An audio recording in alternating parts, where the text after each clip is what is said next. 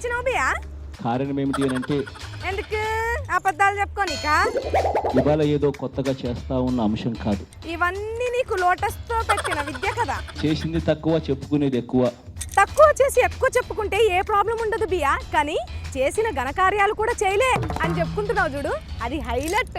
ప్రతి సందర్భంలోనూ నేను చెప్తూనే వస్తున్న అంశాలే. ఎవ్వరు నమ్మని అంశాలు కూడా ఇవే. తర్వాత అవును బియా, ఆయన వస్తున్నాడు ఆయన వస్తున్నాడు అని అంటున్నారు అందరూ. ఇంతకి ఏడికొస్తున్నావు, ఎందుకు వస్తున్నావు? ముఖ్యమంత్రిగా ప్రమాణ స్వీకారం చేసిన తర్వాత అబ్బా ఏం చెప్పినావు బియా, ఏం చెప్పినావు? ఎక్కడో టచ్ చేస్తాను.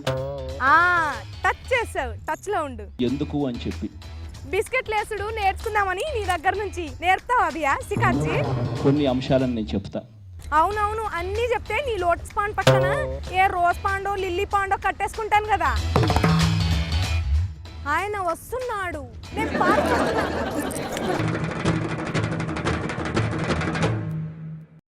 దేవుడా, ఓ మంచి దేవుడా, నాతో ఆడనీకి అదే ఆడుకోనీకి ఒక మంచి లీడర్ని పంపియవా? అయ్యా గీననా దేవుడా, ఈయన పిలవకున్నా వచ్చే టైపు, నువ్వు పంపించుడేంది నా కర్మ కాకపోతే?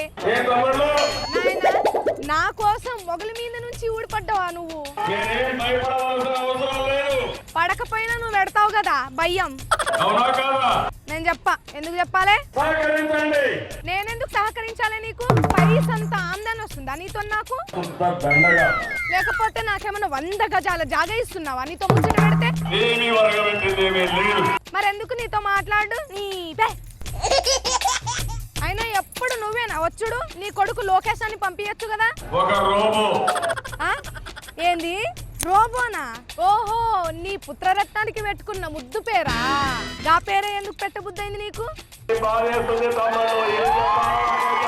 కిలకిలా నవ్వుకుంటా బాధ ఎందుకు అవుతుంది నీకు? ముందుగానే నీ కొడుక్కి రోబో అని ఎందుకు పెట్టినావు చెప్పు పేరు? ఆడియకపోతే అంటే నీ అంత నటనా చాతుర్యం లేనట్టుందిగా మీ అబ్బాయి గారికి. నీకైతే ఆ సమస్య లేదు కదా. మనకు మాత్రం లేదు. మరి నీకేముందో? సరే పద్ధతులు చేసే శక్తి నాకుంది. నువ్వు కామ్ కర్లేదు నాయన, పోయి ఆ పని చూసుకోపో. నువ్వు కొండలు బద్దలు కొట్టు, ఆ జగన్ వచ్చి కొండలకెళ్ళి గనులు దవ్వుకోబోతాడు, నేను నా పనిలో ఉంటా.